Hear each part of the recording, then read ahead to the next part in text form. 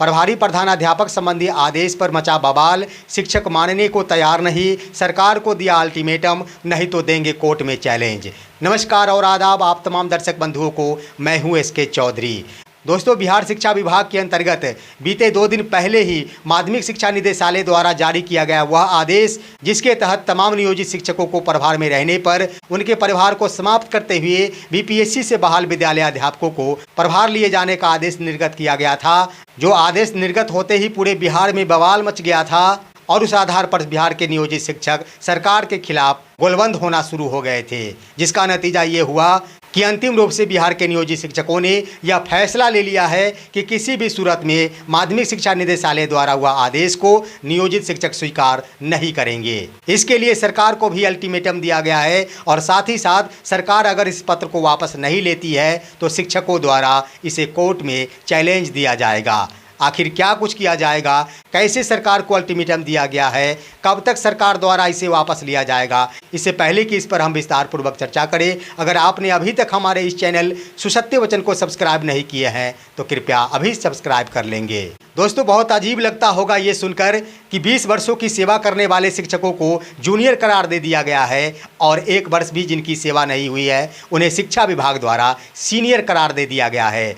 ये सोचकर और यह देखकर पूरे बिहार की जनता इस बात को लेकर विवश हो गई है कि आखिर शिक्षा विभाग के पदाधिकारी की मानसिकता का क्या हो गया है। उनके बौद्धिक शक्ति का ह्रास होता जा रहा है क्या, कि आधारहीन तथ्यों के आधार पर ही ऐसे आदेश निर्गत किए जाते हैं और इसके आधार पर शिक्षकों में द्वेष पैदा करने की भावनाएं जागृत की जाती है। दोस्तों, आखिर क्यों ये आदेश जारी किया गया है?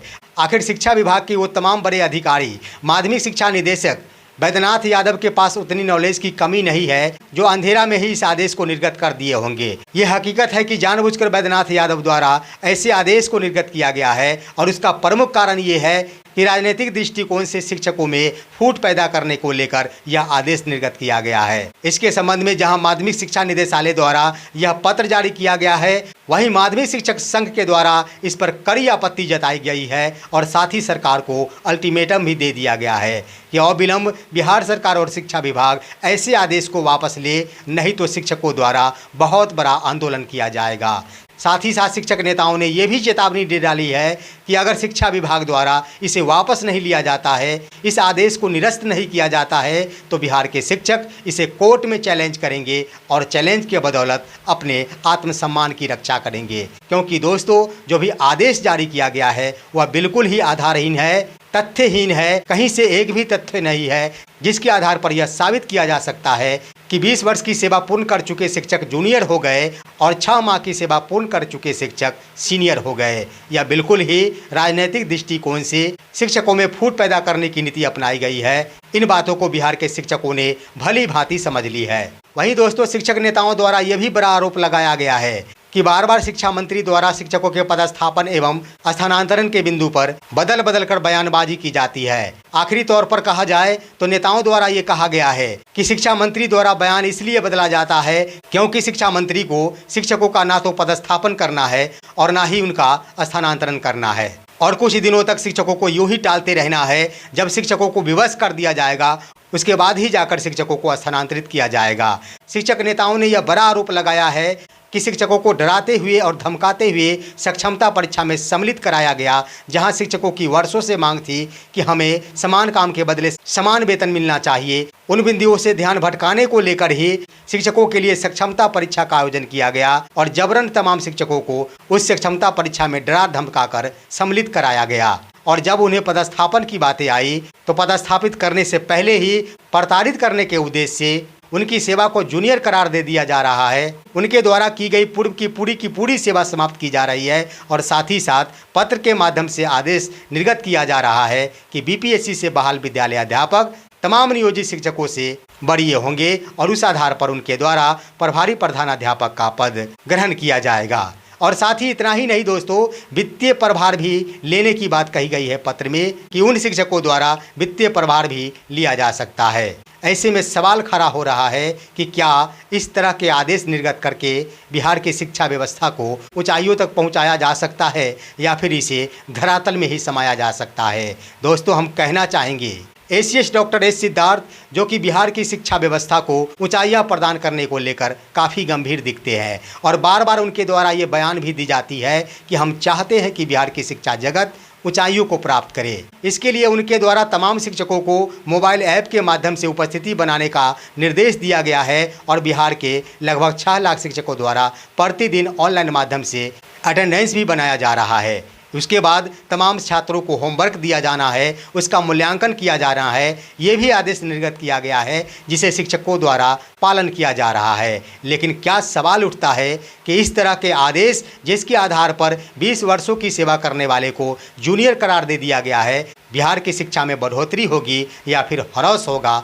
जरा अपनी आत्मा से पूछ लिया जाए सिद्धार्थ महोदय और शिक्षा मंत्री महोदय, साथ साथ माननीय मुख्यमंत्री महोदय। ये बात सत्य है कि हर किसी की अपनी महत्वाकांक्षा होती है। माननीय मुख्यमंत्री की महत्वाकांक्षा राजनीतिक दृष्टिकोण का है, तो वहीं शिक्षा मंत्री की महत्वाकांक्षा भी माननीय मुख्यमंत्री से मिलती जुलती है। रह गई बात पदाधिकारियों की, तो उन्हें राजनीतिक महत्वाकांक्षा के पीछे नहीं भागना चाहिए। नेताओं की अलग जीवन शैली होती है और नेताओं की अलग ही मानसिकता होती है, परंतु पदाधिकारियों को कम से कम इस पर विचार करना चाहिए कि आखिर ऐसी नीति का प्रयोग करते हुए ऐसे आदेश को जारी करने के बाद बिहार में शिक्षा का माहौल कायम रखा जा सकता है या फिर द्वेष पैदा किया जा सकता है। हम अपने वीडियो के माध्यम से परामर्श के आधार पर एसीएस डॉक्टर एस सिद्धार्थ को यह कहना चाहते हैं कि बिहार की शिक्षा जगत में अगर गुणात्मक सुधार लाना चाहते हैं, बिहार के बच्चों का उज्जवल भविष्य बनाना चाहते हैं, बिहार के बच्चों का नाम देश के अन्य राज्यों के बच्चों की तुलना में ऊंचा रखना चाहते हैं, तो सिर्फ व सिर्फ एक परिवर्तन करना होगा। इस पर अगर विचार किया जाता है तो निश्चित रूप से बिहार की शिक्षा जगत अगर 1 वर्ष के अंदर देश में नंबर 1 स्थान नहीं प्राप्त कर ले, तो एसीएस द्वारा जो भी नीति लगाना होगा लगा दिया जाएगा। और वह परामर्श हम देना चाहते हैं कि अगर बिहार के विद्यालय में जो तमाम कोटियों में शिक्षकों को बांटा गया है, तमाम कोटियों के शिक्षकों को एक सूत्र में बांध दिया जाता है, तमाम शिक्षक एक ही कोटि के शिक्षक रहते हैं, उसके बाद ही शिक्षा में गुणात्मक सुधार हो सकता है, बिहार की शिक्षा जगत ऊंचाइयों को प्राप्त कर सकती है।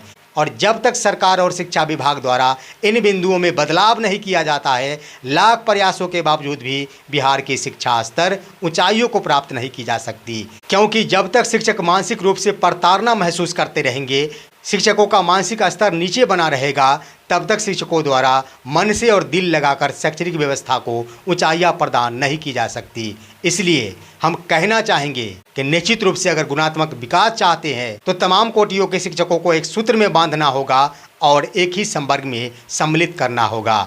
और वहीं अगर शिक्षा जगत के साथ राजनीतिक खेल खेलना है तो तमाम प्रकार की ये दिखावे बंद कर देनी चाहिए। ना तो ऑनलाइन अटेंडेंस की आवश्यकता है, ना ही छात्रों को होमवर्क की आवश्यकता है, ना ही 9 बजे से लेकर शाम 4:30 तक विद्यालय की टाइमिंग की आवश्यकता है। कुछ भी करने की आवश्यकता नहीं है। सिर्फ व सिर्फ सरकार द्वारा छात्रों के खाते में पैसे भेज दिया जाए, छात्रों को सरकार की ओर से स्टाइफन दे दिया जाए, सरकार की सारी महत्वाकांक्षाएं जरूर पूरी हो जाएगी। लेकिन इतना अवश्य है कि शिक्षा विभाग जिस नज़रिए से शिक्षकों को प्रताड़ित करना शुरू कर दी है, शिक्षकों द्वारा इसे कतई बर्दाश्त नहीं किया जाएगा। हर हाल में अगर शिक्षा विभाग द्वारा जारी किया गया पत्र को निरस्त नहीं किया जाता है, उस आदेश को वापस नहीं लिया जाता है, तो शिक्षकों ने सरकार को आगाह कर दिया है, सुप्रीम कोर्ट से लड़ेंगे इन बिंदुओं को लेकर। भले ही सरकार और शिक्षा विभाग द्वारा शिक्षकों को प्रताड़ित किया जा रहा है, विशिष्ट शिक्षक बनाते हुए उनकी पूर्व की सेवा को समाप्त किया जा रहा है।